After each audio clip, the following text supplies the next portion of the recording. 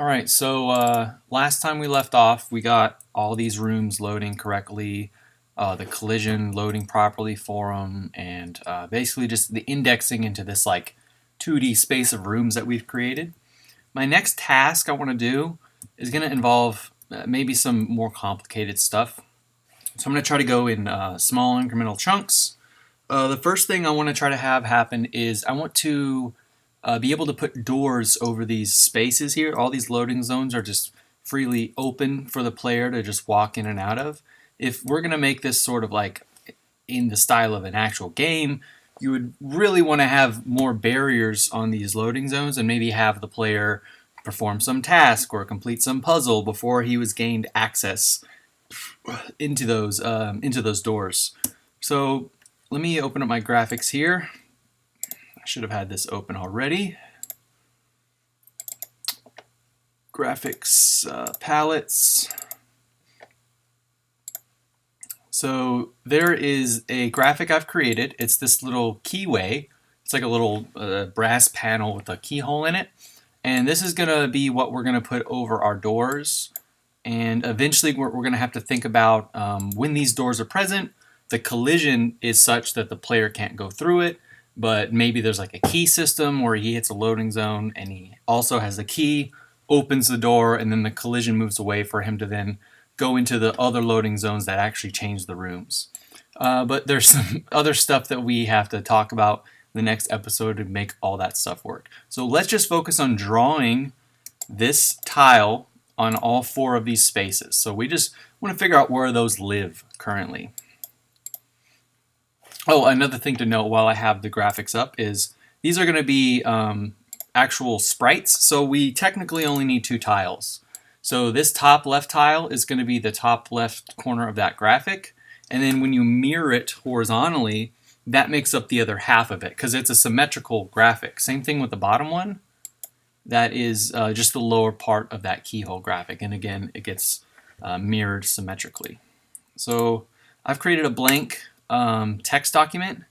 I just want to try to like part things out into other files, which brings me to, as a reminder, to kind of show I got rid of the collision maps from this file as well in the same manner.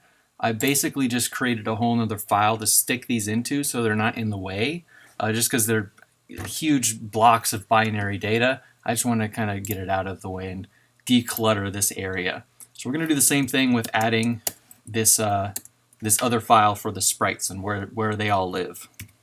So I'm going to include this. I called it doors.spr for doors sprites.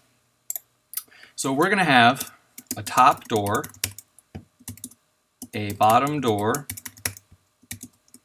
a left door, and a right door. And each one of these doors is composed of 4 sprites. There's like a top left, a top right, a bottom left, a bottom right. So let's create these. So they're going to be direct bytes. The first one is going to be the Y location. The next is the tile. Actually, what tiles are those? I think it's 2 and 3. Could be mistaken. So open char, open graphics, tiles 0, 2.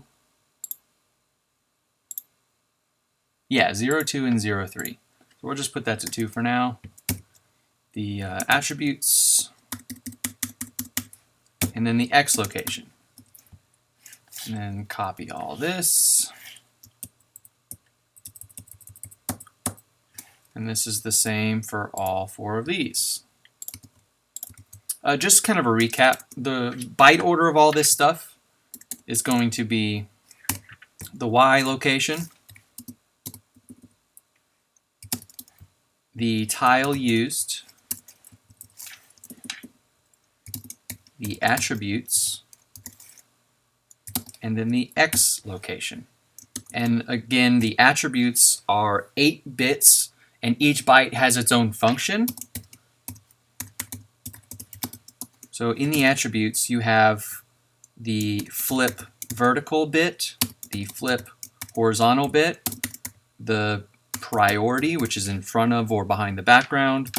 You have unused bits, and then the last two are for palettes, because you have 4 palettes to choose from, and you need 2 bits to represent the value of 4. So let's start getting our values. So this top one is going to be top left. We have top right. Then we're going to have bottom left and bottom right. And this is the same for all of them. I'm not going to highlight all that, although I can. Hold on.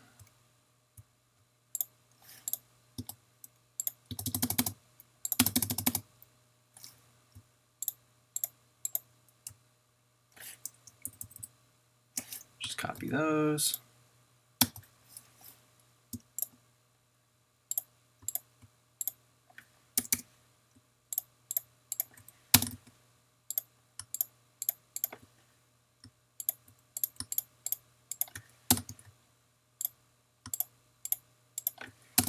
There.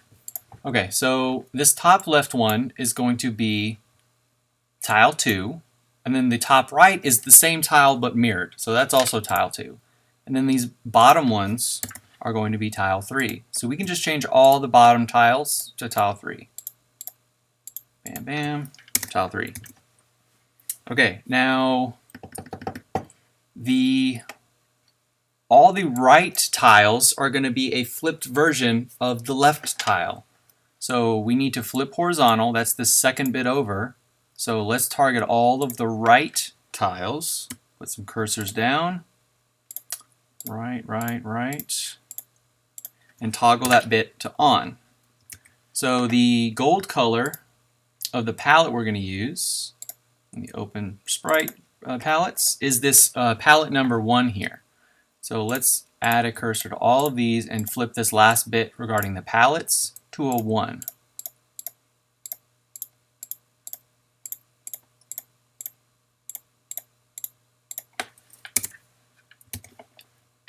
Okay, and now we just got to get our X and Y locations. So a lot of these we already know because, let me open this up. Remember when we set our load zones, it's going to be the topmost pixel of this door area, and it's going to be the leftmost pixel of this door area, the rightmost pixel of this other door area, and the bottommost pixel of these other ones. So we have some values that we can just kind of go and steal from those load zones. So check load zone up. Compare the player Y position with 17. So when a sprite is at Y location 17, that's the uppermost edge of this door. So that's a value already. So top left and top right, that Y location is 17. For the top door, only the top door. And then since sprites are 8 pixels tall and wide, we can just count 8 after 17, and that eventually gets to 1F. So this is just an 8, an offset by 8. So those are those values, because the bottom sprite is 8 pixels down, so it's 8 pixels in the Y positive direction. The bottom door, let's see where the load zone is for that one. Actually, let's just go in the order in which these load zones are. Oh, and that is down, so sorry. So CF is the very bottommost pixel here. So 16 pixels minus that is going to be the top of this little black area. So let me get the calculator out. Set it to hexadecimal. Put CF minus 16, which is 10, and BF. So BF should be the top hand section of that. And we can actually just look at RAM real quick and move the player to that position and see if that lines up. So C7 is actually that location. Oh, because CF isn't the bottommost, it's the middle, because the Y location of the player is above him. So when the actual loading zone hits, we're detecting the center. That makes so much more sense. So it's going to be C7 and CF. So bottom door is C7. for the topmost, and then CF. The left door, that there is a loading zone for that. Oh, but this is the Y location. The loading zone for the left and right are going to be in regards to the X axis, but we're filling out Y axis right now. So let's just take the player, go inside the door, and use the collision to our advantage. I'm just going to hug this top wall, and the value it gives me is 6F for the top. That's just the player's Y location currently. And he's a sprite as well, so we can use him for reference. And then hug the bottommost portion, which is 77, which is consistent with being 8 beyond 6F. So 77. And that's the same for the left and right because they're in a line. So we can just use those same values. 6F, 6F, 77, 77. Okay, so now all the X locations. We can use this same hugging the wall method now on these top and bottom doors.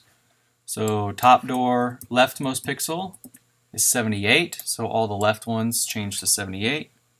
So that's a left. This is a bottom left. And the bottom door is the same because it's in a vertical line. So left 78, left 78. Now we hug the right-hand wall, and that gives us 80, which is 8 beyond 78, which is consistent. Put all these 80s in here. Okay, so those should be correct for the top and bottom. Now we have the X locations for the left and right doors. And we can actually cheat and go to our loading zones again.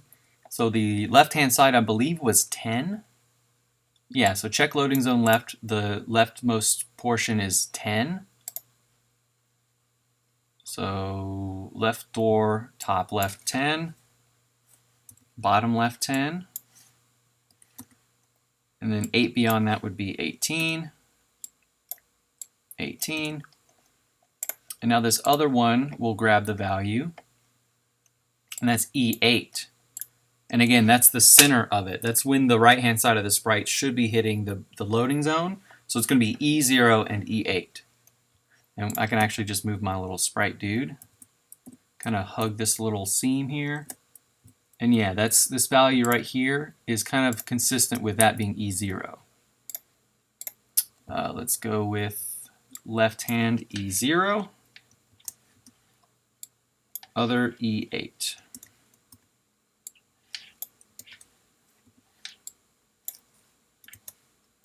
So these should all be correct. Let's just quickly see if we're correct by just making sure that these values are underneath our normal sprite locations. So here's the sprite the sprite label, and we've included the door sprites just immediately under this other sprite, because then we can use our normal load sprites function in setup to just exploit it for a little while and make sure that these are drawn correctly. So total sprites is going to be, so we have 1, 2, 3, 4 sprites per door, and we have 4 doors, so we add 16 to this number. So 16, we started with 2, 17, 18. We have 18 sprites to draw. So let's assemble this, look for errors, and look for our doors. Hooray, we have our doors. Okay, so these aren't actually doing anything right now. We've literally just hard-coded them in and they're drawn on screen. But they are in the correct positions, and that is going to be the setup we need to actually start implementing game mechanics in maybe getting a key system, loading collision, making sure that doors aren't drawn where portals aren't actually there. So that's going to be the next video. This is just a short one getting this set up as sort of a primer for that. I'll see you in the next video.